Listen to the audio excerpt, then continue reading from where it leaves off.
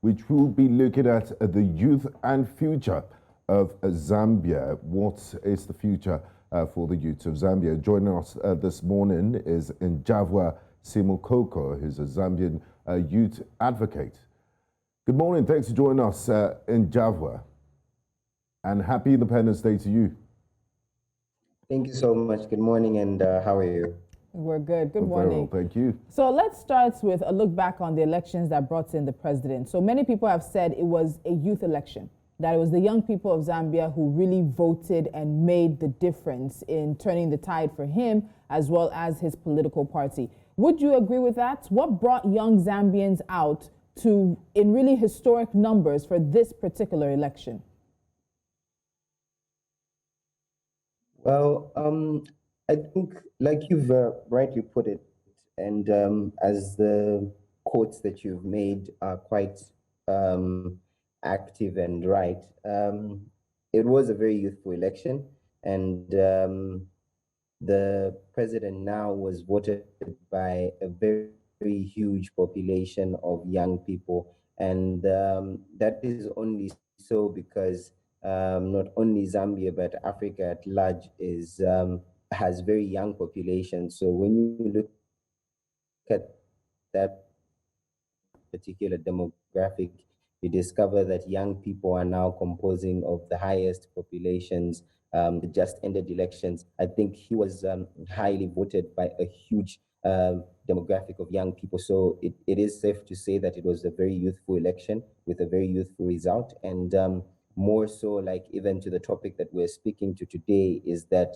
then we would see prioritization and different initiatives from this government being more youthful and pro-youth, seeing the demographic that voted the government in.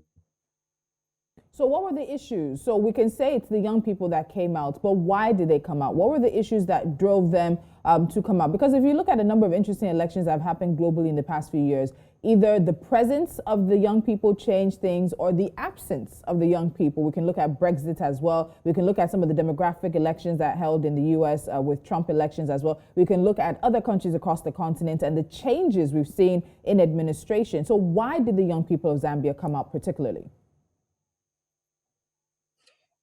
I think personally, young people turned out because it is the time at which the elections found them, but more importantly, because now is the time for young people to actively begin to engage in most of these spaces. When you begin to realize that most things that are related to national affairs, including economics, issues around debt, issues around public health, issues around service delivery of public services, issues around corruption, anything that involves the governance system of a country.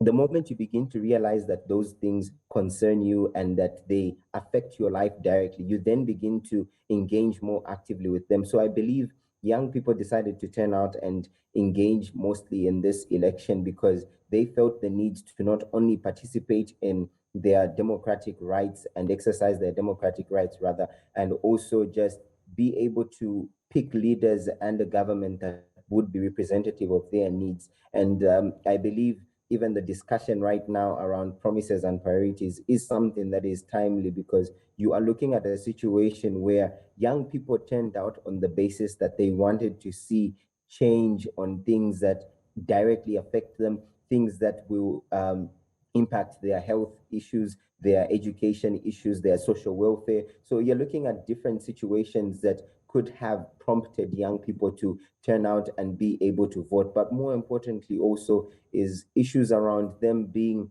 uncomfortable with probably what was happening in the previous regime, and also looking at the high levels of unemployment, looking at the disparities when it comes to youth empowerment. So there's several factors that one could point at in the case of Zambia and the just ended elections. But in terms of young people coming out and turning out to vote in numbers, it's because they needed to remind not only our leaders that are in government now, but every other person to say young people are the majority of Zambia and even other countries, but more importantly, that it's very, very paramount that you begin to take and consider youth issues at the core and center of every issue in governance.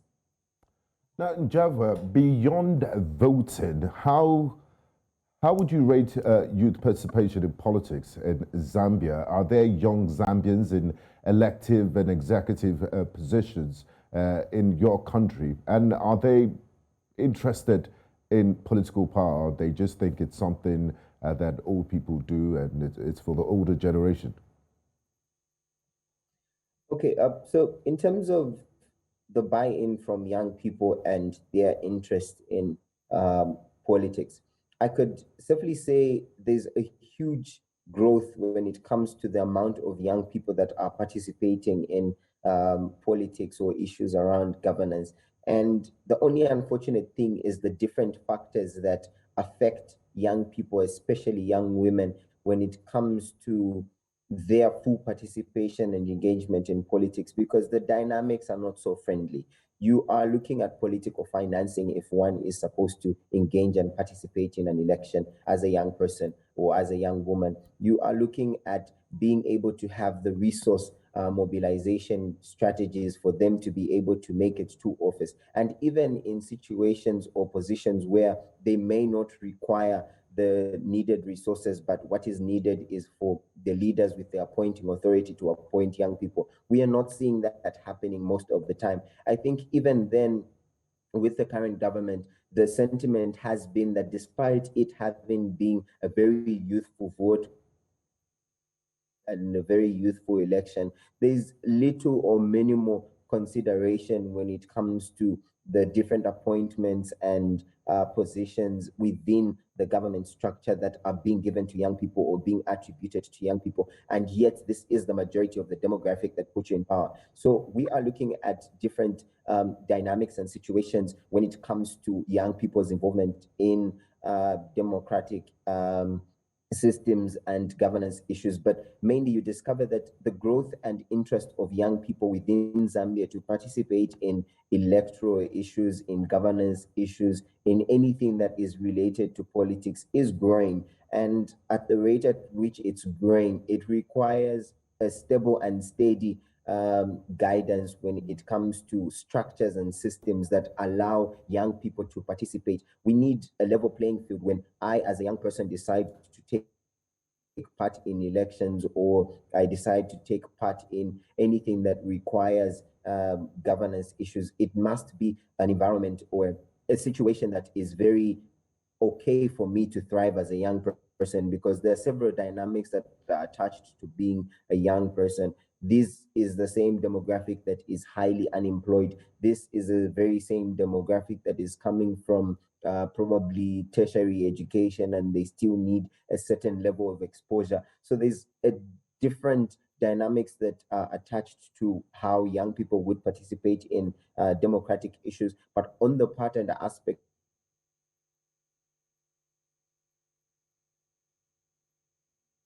Njavwa. It's connection issues with Njavwa. Okay, we are also going to be joined by another guest now, but looking at the conversation around the young people and their participation in politics in Zambia. It was an election that was made by the young people. My question I had wanted to ask him was, how are young people going to parlay that participation in the voting into more effective lobbying for their issues? So young people in Zambia still face a number of issues, and many of them circle around the poor quality of education and educational opportunities, high unemployment rates. There's still a high HIV prevalence rate as well, teenage pregnancy, early marriage, limited civic education engagement opportunities. Young people have voted. So beyond the voting, how do we now get them into more active participation? I think he's back with us. Njavwa, are you back with us now? Yes, I can hear you. Okay, fantastic. So please go ahead and round up your thoughts on what you were saying, and then we'll get into the next point of it and also introduce a guest that's joining us now. Okay, so I think I was saying, and I was adding to say, when we're looking at the interest of young people, the interest is definitely there. But what is lacking currently is the systems and the environment being more youth friendly for young people to be able to engage, participate meaningfully, and also just be able to showcase that they are very ready and are capable of being part of governance systems or governance structures that may be put before them. And the most important thing I think that I spoke about even in my preamble is the realization that not only Zambia but Africa at large is a very young continent and population. So when you look at such a particular demographic, it's only now that you could begin to empower this flock of young people to be ready for them to govern themselves and manage themselves in the future years to come. But then if we deny the opportunities or even setting up a particular system or structure that allows young people to thrive when it comes to politics, then we are not taking care of the future. So at the end of the day, I think it's very, very paramount that we begin to set up structures and systems that allow young people to participate meaningfully in governance issues, but more importantly, for them to thrive, for it to be a level playing field for them to participate. If they are going to engage in elections, ensure that the disparities between electoral financing for a young person is not the same as that of an older person who's been in politics for years, and also considering the gender aspect to reach to say these are different dynamics that you need to include when you begin to talk about young people's participation in politics. All right, we are going to continue this conversation. We had a number of young Zambians share their thoughts on what the country means to them on the occasion of Zambia's 57th independence. This is My Piece.